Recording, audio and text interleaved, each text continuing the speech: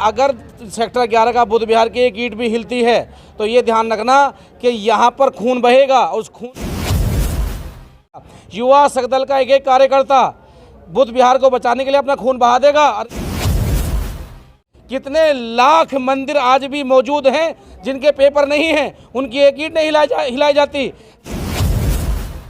अगर बात रही हिंदू राष्ट्र की तो हिंदू राष्ट्र ना आज था, ना कल है, ना परसों होगा। एक वो छड़ी सी है बड़े बूढ़े की, जिस दिन हमारा बहुमत सीधा होगा छड़ी को उठा के फेंक देंगे और सम्राट अशोक का चिन्ह लगा देंगे। और अगर पीछे से ताला लग गया तो नोएडा अथॉरिटी का एक भी पदाधिकारी अथॉरिटी में नहीं घुसेगा। तीनों नोएडा अथॉरिटी में ताला लगा करके वहीं बैठ जाएंगे। अगर बुध विहार बंद होगा तो नोएडा अथॉरिटी भी बंद होगी।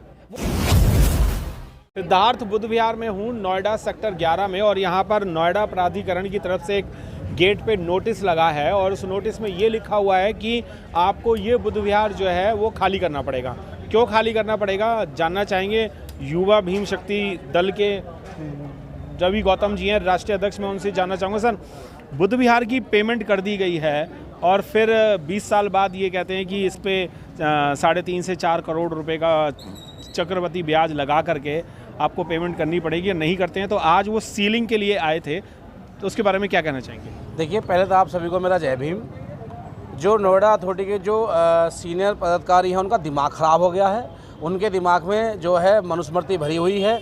जिस ज़मीन के पेपर आज से 20 साल पहले बन गए हैं और किसी कारणवश जो हमने समिति से पूछा है कि किसी कारणवश जो है कुछ पैसे रह गए थे, उसको ये बकाया देने को तैयार हैं। लेकिन जिस तरीके से इन्होंने जो है चक्रवृद्धि ब्याज चलाया है, लगभग 3-3.5 करोड़ रुपये, 10 लाख रुपए के 3.5 करोड़ रुपये करीब बताए हैं, वो एक पैसा नहीं दिया जाएगा।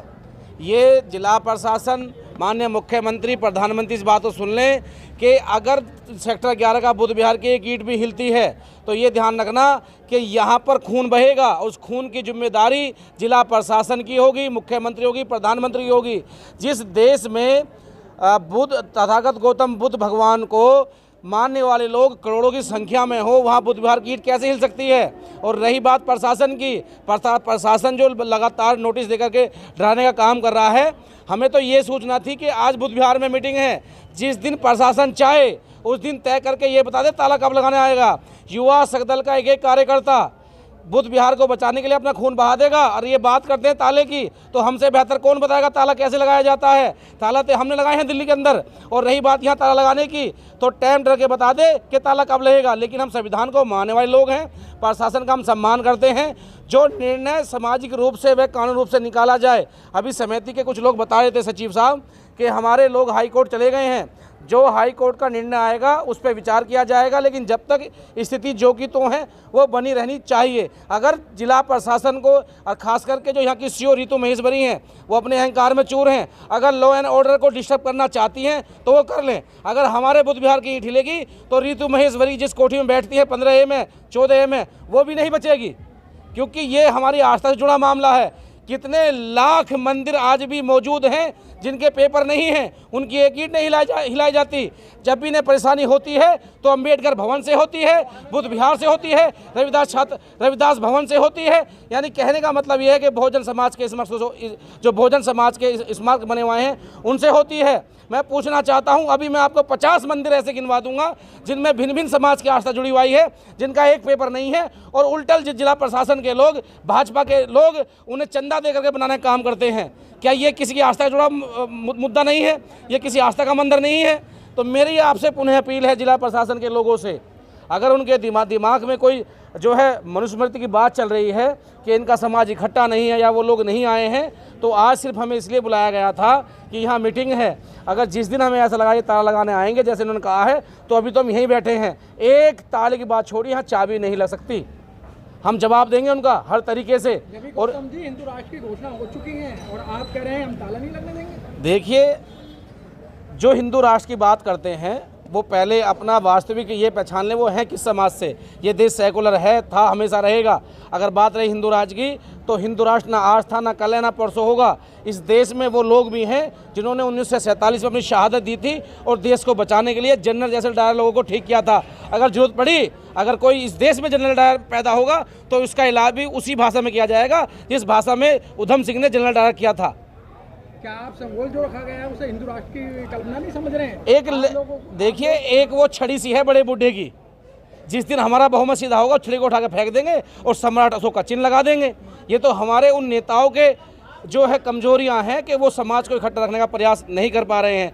क्या होता है उस मुल्क से? वो छड़ी है, उसे कौन पूछता है? उससे देश चल रहा है, संविधान से चल रहा है, कुछ भी लगा लो। एक होने की उम्मीद है, बहुजन समाज एक होगा। देखिए बहुजन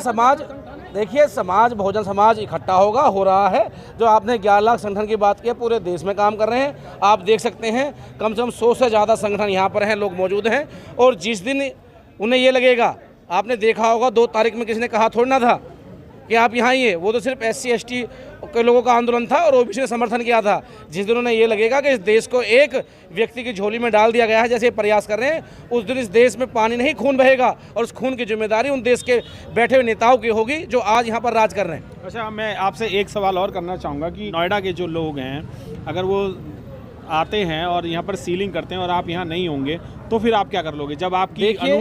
जब आप वहाँ पर मौजूद ही नहीं होंगे तो फिर क्या कर लेंगे? देखिए, पहले तो इतिहास हमेशा पुराना रहा है, जो लोग सरकार में बैठे हैं ये पीछे से वार करते हैं। अगर ऐसा किया गया, हालांकि हमारे यहाँ लोग रहेंगे, टीम डिसाइड करेगी किसकी ड्यूटी लगेगी, और समाज के लोग अगर कहते हैं तो मैं 500 लड़के लेकर के यहीं लौटूंगा, यहीं बैठूंगा, समाज तय कर दे। और अगर पीछे से ताला लग गया तो नोएडा अथॉरिटी का एक भी पदाधिकारी अथॉरिटी में नहीं घुसेगा। तीनों नोएडा अथॉरिटी में ताला लगा करके वहीं बैठ जाएंगे। अगर बुद्ध विहार बंद होगा तो नोएडा अथॉरिटी भी बंद होगी, वो उनको तय करना है। तो कानून अपने हाथ में लेना चाह रहे हो आप? देखिए, वो कानून किस काम का जहां पर तथागत गौतम बुद्ध भगवान व हमारे अधिकारों का हनन किया जाता हो। अगर कानून उनके लिए बराबर है तो कानून हमारे लिए बराबर है। ऐसी क्या परेशानी हो गई जो 2006 से नोटिस नहीं आया, जो 6 में किस जमा होनी थी, और 2022 में आता है। लगातार 3 महीने के अंदर ही टूटने का प्रयास किया जाता है। हो सकता है कि भाजपा में बैठे कुछ लोग इस ज़मीन पर अपनी टकटक लगाए बैठे हैं कि ये ज़मीन जब कुछ नहीं थी, कबाड़े के मोल थी, आज ये बेशकीमती बन गई है, यहाँ पर वो कुछ अपना निर्माण करने का प्रयास करें। हो सकता है कि वो नोएडा के उन बहुजन समाज के लोगों को, मूल निवासियों को टेस्ट करना चाहते हैं, जो बार बार यहाँ सत्ता के नाम पर तो पराजित होते हैं। कि आज भी उनके अंदर इंसानियत बची या नहीं बची, कि उन्हें टेस्ट करके देखेंगे जिंदा है या नहीं है। लेकिन हम लोग जिंदा हैं, जवाब देंगे। और नोएडा अथॉरिटी के लोग ये इस बात को सोच लें, अगर यहाँ ताला लगा तो वो नोएडा अथॉरिटी के अंदर नहीं घुसेंगे, उनके अथॉरिटी पर ताला लगेंगे। आप बहुजन समाज के युवाओं को और लोगों को क्या संदेश देना चाहते हैं या क्या कहना चाहेंगे? अब देखिए, मेरे आप सबसे बहुजन समाज के लोगों से अपील है कि जो भी हमारे यहाँ बड़े जो हमारा निर्णय लेंगे, उसके निर्णय के हिसाब से जब वो बुलाएंगे यहाँ बड़ी ताकत से पहुँचें। और अपने साथियों, ये आप लोग जानते हैं तथागत गौतम बुद्ध ने, भगवान ने कहा कि जैसी परिस्थिति ऐसे निर्णय ले लेने चाहिए। मेरा आप सबसे आग्रह है कि एक हाथ में कलम रखें, एक हाथ में लाठी, जब बुद्ध विहार को बचाने आए, और प्रशासन से कह दें कि कलम से मारना या लाठी से, जिस तरीके से वो समझेंगे उसे समझाएंगे। लेकिन अपने बड़ों का सम्मान करते हुए, कानून के दायरे में रहते हुए अपनी आवाज़ को बुलंद करें और बुद्ध विहार को बचाएं। बहुत बहुत